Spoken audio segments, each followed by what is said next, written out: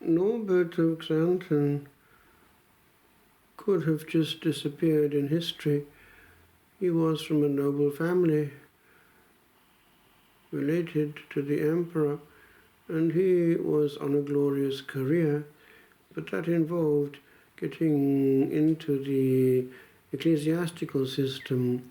So he's part of that, but not really taking it seriously.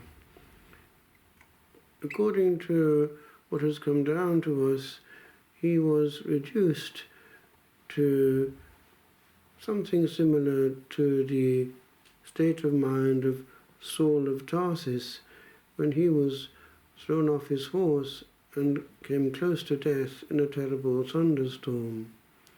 And he, like Saul on the ground, cried out, "Lord, what wilt thou have me to do?" And the Lord wanted him to leave all and follow him.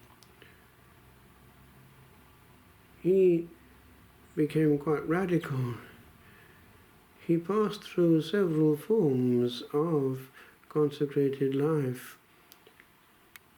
There was an eremitic streak. There was also a charismatic one, and that eventually was the one that would prevail. He was a magnate with 13 companions. Having not succeeded in reforming canons in the area where he was, he formed this canonry, which drew others quickly after it, 40 of them. And on Christmas Day 1121, they made their profession as canons following the rule of St. Augustine, but in a very monastic way. There is a strong Cistercian influence.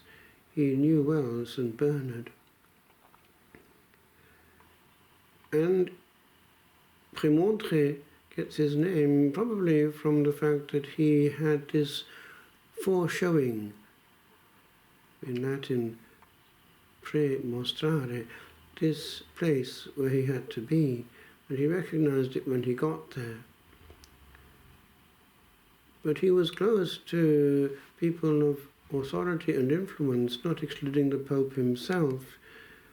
And in 1126, he was made Archbishop of Magdeburg, and he took brethren with him, and he put them in important places, which meant that in that part of the empire, the order became more active.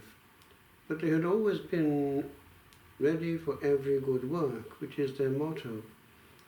And that gave them a certain openness, which prepared the way for the later mendicants. However, the Premonstratensians did maintain the monastic structure with stabilitas loci. One church served until death. He died in 1134, and eventually in the 1600s, his body was transferred to Bohemia, to Strahov, where he lies now and is much honored. A saint who contains in himself much dynamite which we can explode, the cult, the worship of God, in which nothing was spared, extremely Eucharistic. In his life there were Eucharistic miracles, and he would recuperate consecrated hosts. And very Marian. The order wears the white, which is the vestment of Our Lady, but also that of the angels, those of the resurrection and of the ascension. And something angelic is in the charism, gratuitous praise, but overflowing unto service, ready for every good work.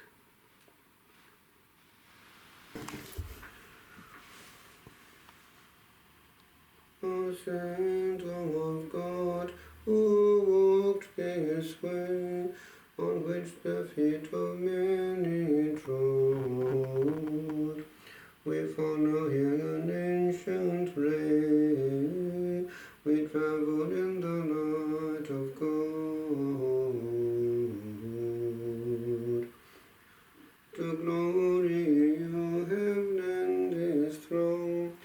brethren, now in raiment clad, of purest white whose triumph song bids us who follow here be glad.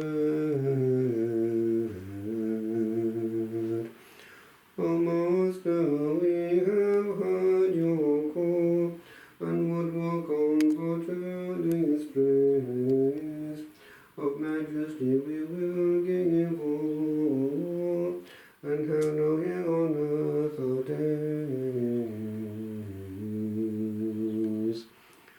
The incense of a hidden cloud of witnesses who at the throne, for now in silent praise too loud, for us to hear us has gone.